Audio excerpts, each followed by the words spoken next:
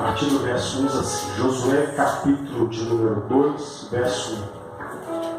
Vamos pular alguns versículos aqui para ganharmos tempo. Diz assim, de Sitim enviou Josué, filho de Num, 2 homens secretamente como espias, dizendo, andai e observai a terra e Jericó.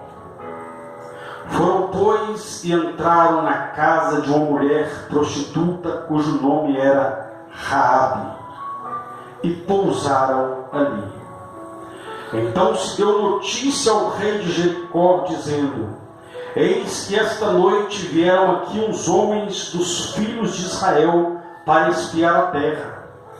Mandou, pois, o rei de Jericó dizer a Raabe, faze sair os homens que vieram a ti e entraram na tua casa, porque vieram espiar toda a terra. A mulher, porém, havia tomado e escondido os 2 homens e disse, é verdade que os 2 homens vieram a mim, porém eu não sabia de onde eram. Verso de número 10 diz assim, porque temos ouvido que o Senhor secou as águas do Mar Vermelho diante de vós, quando saíes do Egito, e também o que fizeram aos 2 reis dos amorreus, Seom e Og, que estavam além do Jordão, os quais destruístes. Verso número 12. Agora, pois, jurai-me, vos peço pelo Senhor, que assim como usei de misericórdia para convosco, também dela usareis para com a minha casa, para com a casa de meu pai, e que me dareis um sinal certo. Amém? Verso 14 diz assim, então lhe disseram os homens, a nossa vida responderá pela vossa, se não denunciardes esta nossa missão. E será, pois, que dando nós o sinal, o Senhor esta terra, usaremos contigo de misericórdia e de fidelidade. Verso de número 18. Se vindo nós à terra, não atares este cordão de fio de escarlata, a janela por onde nos fizestes descer, e se não recolherdes em casa contigo a teu pai, a tua mãe, a teus irmãos e toda a sua família, e de teu pai, qualquer que sair para fora da porta da tua casa, o seu sangue lhe cairá sobre a cabeça, e nós seremos inocentes, mas o sangue de qualquer que estiver contigo em casa caia sobre a nossa cabeça, se alguém nele puser a mão. Amém? Pode se assentar em nome de Jesus. Peça ao Senhor nesta hora para falar ao seu coração. Pai, fale conosco, nos abençoe através da tua palavra. Nós possamos sair daqui, Pai, alimentados, fortalecidos, porque só o Senhor tem as palavras de vida eterna, em nome de Jesus. E você diz amém. Amém, irmãos? Repita comigo, preservando a família. Diga, preservando a família. Amém? Irmãos, hoje nós estamos aqui no culto da família. E nada melhor do que falar sobre família. Nós vimos aqui uma história de um grande livramento que uma família recebeu através de uma mulher que o nome dela era Raabe. A Bíblia diz que ela era uma prostituta. A Bíblia diz que ela era o quê? O quê? Prostituta. Era uma mulher que ganhava dinheiro vendendo o seu corpo. E através dessa mulher, a sua família, toda a sua família foi livre. Mas essa mulher não continuou como prostituta. A vida dela mudou, porque ela decidiu preservar a sua família. Mas não se preserva a família se não seguirmos alguns pontos que essa mulher, chamada Raabe, algumas decisões que ela tomou para que a sua família, para que a vida dela fosse salva quando houvesse uma guerra em Jericó. A Bíblia nos mostra que a cidade de Jericó era uma cidade fortificada, era uma cidade cercada por muros, aonde você conhece a história, aonde Deus ali ordena a Josué com aquela multidão de homens que saíram do Egito, quando foram tomar posse da terra de Jericó, eles rodearam aquela terra, e a Bíblia diz que durante 7 dias eles rodearam aquela terra, e ao 7º dia aquelas muralhas caíram por terra. Então rodearam durante 7 dias. Não foram 7 voltas como apregou, não. Foram 7 dias que eles rodearam e as muralhas caíram. A ordem de Deus foi essa: olha, rodeiem a cidade durante 7 dias. Nos primeiros 6 dias, uma volta só uma. Mas no último dia, no 7º dia, vocês vão dar 7 voltas. Então, ao todo, eles deram 13 voltas diante da cidade de Jericó, para que aquelas muralhas caíssem por terra. Então foram 13 voltas, não foram 7 voltas, foram 7 dias e 13 voltas. E a Bíblia diz então que houve esse livramento. Mas a Bíblia diz que antes disso acontecer, nós começamos a ler o texto. Josué chama 2 homens e diz: olha, entrem na cidade de Jericó, andem por aquela terra e observem como é aquela cidade. Observe como é que está a situação ali. Tragam-me um relatório. A Bíblia diz então que esses homens foram, obedeceram Josué, que naquele momento Josué já tinha se tornado o líder espiritual daquele povo, porque Moisés já não estava mais presente. Deus já tinha tomado Moisés para si. Então Josué assume o ministério, assume a responsabilidade de levar aquele povo a conquistar a terra prometida. E a primeira cidade foi Jericó. A Bíblia diz então que quando eles entraram naquela cidade, eles entram na casa dessa mulher prostituta chamada Raabe. Diga Raabe. O significado de Raabe significa largo.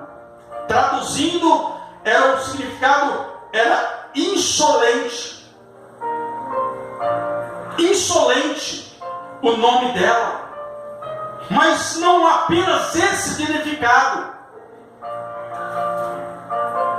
Eu fui esquadrinhar o nome dela. E o outro significado que o nome dela é generosa. No Aurélio é generosa e liberal. É o quê? Generosa e liberal. Então a Bíblia diz que aqueles homens que eram de Israel entraram na cidade e entraram na casa de uma mulher que era uma prostituta, que o significado do nome dela era insolente, mas ela entendeu que podem colocar o título que for, mas ela agiu com o próprio significado, o outro significado do nome dela, que é generosa. Ela foi generosa, ela abriu a porta da sua casa e hospedou lá dentro os homens de Deus. Porque se eles fossem vistos ali, na mesma hora eles seriam mortos. Se eles fossem pegos pelos soldados do rei de Jericó, seriam levados ao rei e mortos consequentemente. Mas a Bíblia diz que eles entraram ali, naquela cidade, e entraram na casa de uma mulher generosa. E aquilo fez com que toda a sua família recebesse o livramento de Deus. Lá no capítulo 6, no verso 17, fala do livramento que ela teve por causa das atitudes que ela tomou. Livramento que não foi apenas sobre ela, mas também toda a sua casa. E aqui eu entendo quando a Bíblia diz: crê no Senhor e será salvo tu e a tua casa. Aquela mulher então, ela abriu a porta da sua casa para os homens de Deus. Automaticamente eles foram ali com uma missão. Eles foram ali fazer uma obra. Eles foram ali realizar algo que ia contribuir para que a promessa de Deus se cumprisse na vida daquele povo. Ou seja, aquela mulher, ela colaborou com a obra de Deus. Ela ajudou para que a promessa de Deus se cumprisse na vida do povo de Deus. Então Deus procura homens e mulheres que querem ser colaboradores. Então, devido à colaboração daquela mulher, devido à ajuda daquela mulher, a família dela foi salva. Então entenda uma coisa: você está aqui trabalhando, você está aqui servindo ao Senhor, você está aqui adorando, enquanto isso Deus está indo lá na sua casa, enviando um livramento para a sua família. Tem alguém que crê nessa palavra? Tem alguém que crê?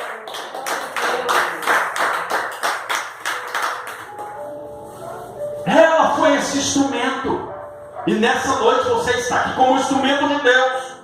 Mas seja essa pessoa generosa como Raabe, seja um ajudante, um cooperador da obra, não um atrapalhador da obra. A Bíblia diz que nós não podemos ser pedra de tropeço, não podemos ser escândalo. Aquela mulher, ela foi usada, e a Bíblia diz que ela era uma prostituta. Meu irmão, pode ser o que for. Se colocar na dependência de Deus, na mão de Deus, Deus transforma. Essa mulher, a vida dela foi mudada. Se você acompanhar o restante da história dessa mulher na Bíblia, ela entrou na linhagem que veio o nosso Salvador a essa terra. Depois você pesquisa um pouco mais da história de Raabe.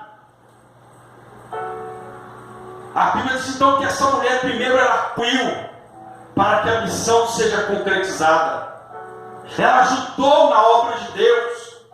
Ela foi generosa. Ela recepcionou os homens de Deus dentro da casa dela. Olha que importante isso. Ela recebeu alguém que era bênção dentro da casa dela. É o que eu costumo dizer. A nossa casa não pode qualquer um entrar. Tem que ser pessoas que vão ser bênção para a nossa vida. Pessoas que vão ser bênção. E se alguém entrar, já peça a Deus, se entrar, que seja abençoado. Que seja abençoado. Isso fala de quê? De alianças que nós fazemos. Aí a Bíblia diz então que ela ajuda, ela recepciona aqueles homens dentro da casa dela. Aí a Bíblia diz que na mesma hora, alguém bate na porta. O rei de Jericó chegou nos ouvidos dele. A Bíblia não fala quem foi. Mas é como eu costumo dizer, desde aquela época já tinha fofoqueiro. Desde aquela época já tinha linguarudo. Já viram lá e já foi direto falar com o rei de Jericó. Entraram dois israelitas aqui. Uma engraçada. Por que eram israelitas? Por que eles identificaram eles como israelitas? Porque o israelita, eles se vestiam diferente dos outros povos. A vestimenta deles, declarou, eles são israelitas. São aquele chamado povo de Deus. Aí alguém vem me falar que o crente tem que andar vestido igual o mundano. O mundano anda pelado, também vou andar pelado. O mundano anda sensualizando, também vou andar sensualizando. Não! Tem que haver diferença. O mundano vai falar palavrão, eu vou. Não! Tem que haver diferença. O mundano vai fazer fofoca, eu não posso. Tem que haver diferença. Então, quando já bateu os olhos, esses homens não são daqui, são israelitas. São israelitas. A Bíblia diz então que esses homens entraram e alguém foi lá na porta e olha, entraram 2 homens aí dentro da sua casa. 2 homens israelitas. E o rei mandou botar para fora, porque eles vieram espiar a terra. A Bíblia diz que ela olha para eles, olha, realmente vieram 2 homens aqui, mas eu não sei de onde que era. E ao anoitecer eu nem sei para onde eles foram. Nem sei. Aí a Bíblia diz então que ela fala, olha, se vocês correrem, se vocês se apressarem, vocês ainda podem encontrar eles. A Bíblia diz então que aqueles homens então vão em busca dos 2 homens de Deus. Aquela mulher então fecha a porta. Ela fecha a porta e vai conversar com aqueles homens. Aí a Bíblia diz claramente assim, bem sei, olha ela dizendo, verso de número 9, e disse-lhes, bem sei que o Senhor vos deu essa terra, e que o pavor que infundis caiu sobre nós, e que todos os moradores da terra estão desmaiados, porque temos ouvido que o Senhor secou as águas do Mar Vermelho diante de vós, quando saíste do Egito, e também o que fizeram os 2 reis dos amorreus, Seom e Og, que estavam além do Jordão, os quais destruístes. Então o primeiro ponto aqui, ela foi generosa, ela contribuiu, ela ajudou na missão, ela ajudou na obra de Deus. Segundo, a Bíblia diz que ela tinha conhecimento das maravilhas de Deus. Ela tinha conhecimento da grandeza de Deus. O que eu mais me choca, meu irmão, que às vezes tem gente lá fora que nunca entrou na igreja, eu acho, nunca entrou, mas às vezes sabe mais Bíblia que tem gente que está dentro da igreja. Porque tem gente, meu irmão, que está lá fora que às vezes tem ler a Bíblia. Ele só não entende, porque não tem interpretação do Espírito Santo. Não tem a direção de Deus para compreender, porque se tivesse, e tivesse alguém para ensinar, já estava na presença de Deus. Mas sabem alguns versículos, sabem algumas passagens. Às vezes tem um crente que está 100 anos na igreja, não sabe nada. Não sabe nem o que está escrito, nem no Salmo 23, que é o salmo mais conhecido que tem por aí, que a gente ouve. Então tem conhecimento, ela tinha conhecimento. Ela não era, mas a notícia chegou lá, e ela guardou aqui no coração. Opa! Vocês entraram aqui, e caiu um temor, um pavor sobre essa cidade, a ponto de dizer que os moradores estavam desmaiados, ou seja, os moradores estavam bambo, ou seja, estavam temendo que o exército de Israel entrasse ali, destruísse aquela cidade, tirasse eles dali. Tudo por causa da notícia que eles ouviram do Deus que este povo servia. Agora, se você não se interessa, se você não se importa em conhecer a palavra de Deus, como que as pessoas vão, como não só as pessoas, mas aqueles que muitas vezes até zombam, debocham do crente, vai falar não, porque quando a pessoa vê que o fulano tem conhecimento, vê que ele está cheio da presença de Deus, fala só, não mexe com fulano, não, fulano é crente, mas automaticamente não mexe com fulano, que fulano tem compromisso com Deus, fulano tem aliança com Deus. Por quê? Por causa que conhece. E a pessoa que conhece, ele anda diferente, ele vive diferente, ele caminha diferente, a conduta dele é diferente. Então a Bíblia diz então, que o temor veio sobre aquela cidade quando aqueles homens entraram ali. Eu vou abrir um parênteses aqui, aonde a gente chega, o que é causado? O que é manifesto quando nós entramos no ambiente? Se as pessoas nos olham como diziam de Eliseu, ali vai um homem, um santo homem de Deus, ali vai uma santa mulher de Deus, ali vai um servo, uma serva do Deus Altíssimo, como gosto de falar no popular, lá vai o crente, lá vai o servo de Deus. Tem uns que nem estão, ou abençoado, até chamam de abençoado. Então, quando esses homens entraram na cidade, alguma coisa chamou a atenção daquele povo. Não são daqui, são de Deus, é um povo de Deus.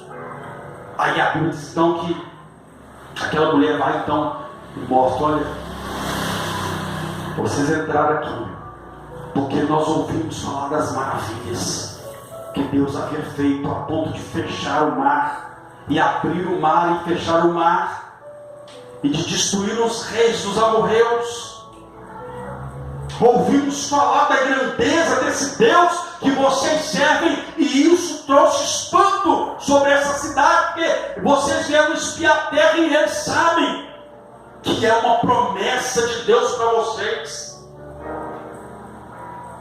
Então entenda uma coisa: quando Deus te promete algo, quando Deus te promete, não estou falando no homem, quando Deus te promete algo, ainda que você entre e coloque o pé e tem alguém morando ou tomando posse, vai ter que bater em retirada, porque a promessa é sua, em nome de Jesus de Nazaré. É só para quem crê. Glória a Deus, aleluia, Deus Santo, eu creio, Senhor, aleluia.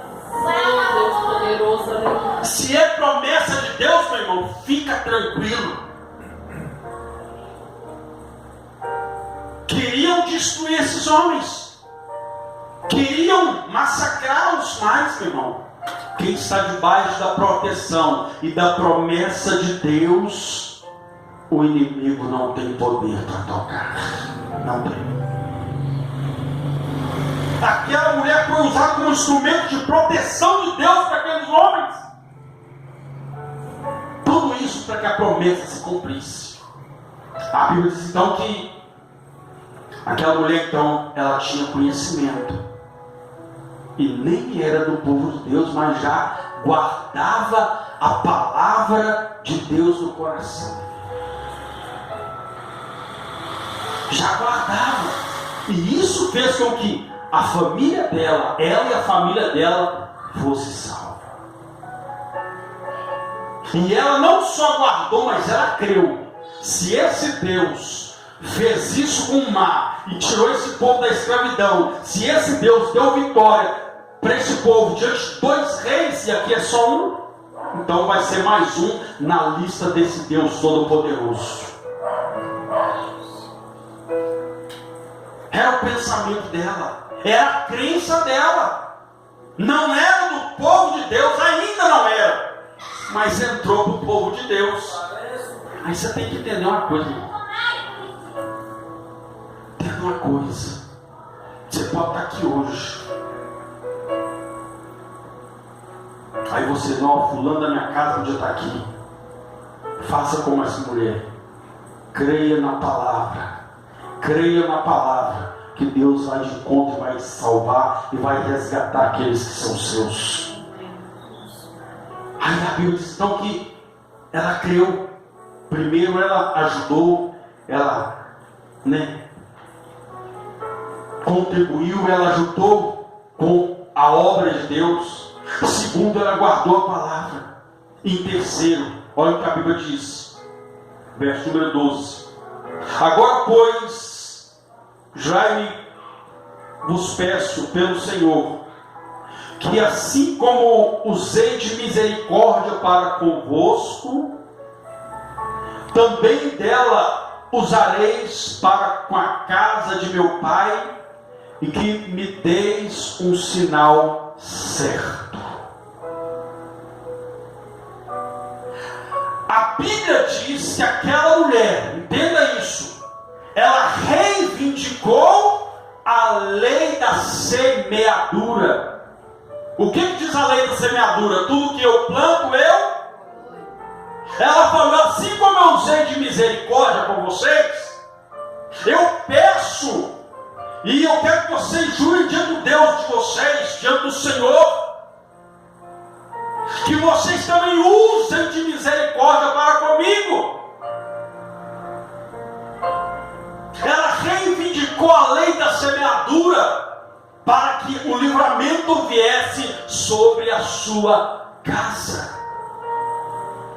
Então, meu irmão, minha irmã, entenda uma coisa: muitas coisas não acontecem porque nós deixamos de reivindicar sobre a nossa vida a lei da semeadura.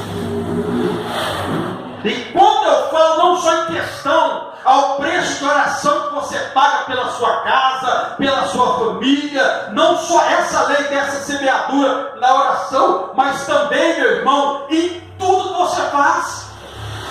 Em tudo. Se você é fiel, como diz para rasgar o verbo, se você é fiel na casa de Deus, contribuindo com o seu dízimo, fazendo certo, como diz a palavra de Deus, você tem direito, e se você tem direito a reivindicar a lei da semeadura sobre a sua vida. Deus, eu sou contribuinte da tua casa, então em nome de Jesus Cristo, não é pela minha palavra, é pela tua palavra, que tudo que eu planto eu colho, e a tua palavra diz que se eu semear, eu vou colher. A tua palavra diz que se eu semear, o Senhor vai repreender o devorador, e vai abrir janela no céu, e derramar bênção sobre a minha vida. Agora, se eu não faço isso, eu vou reivindicar que lei de semeadura sobre a minha vida profissional, sobre a minha vida financeira. Como? Não tem como. Se eu quero barganhar com Deus, se eu quero fazer troca com Deus, não tem como. Mas eu também tenho que entender, se eu fui obediente, se eu obedeci, então eu tenho o direito de reivindicar a minha colheita. Ela reivindicou a lei da semeadura. Da mesma forma que eu usei de misericórdia com vocês, também da mesma forma usem para comigo, para com a casa do meu Pai. E aqui que eu disse, capítulo 6 da Bíblia fala que ela e toda a sua família foi salva. Receberam a lei colheram a lei da semeadura sobre a sua vida. Deus, eu quero ser usado na sua obra. O que você está plantando para ser usado na obra de Deus? Como está sendo a sua vida de oração? Como está sendo a sua vida de leitura da palavra? Como está sendo a sua vida de jejum e oração? Como está sendo, se você quer colher algo no mundo reino espiritual, na obra de Deus, para ser usado na mão de Deus? Como?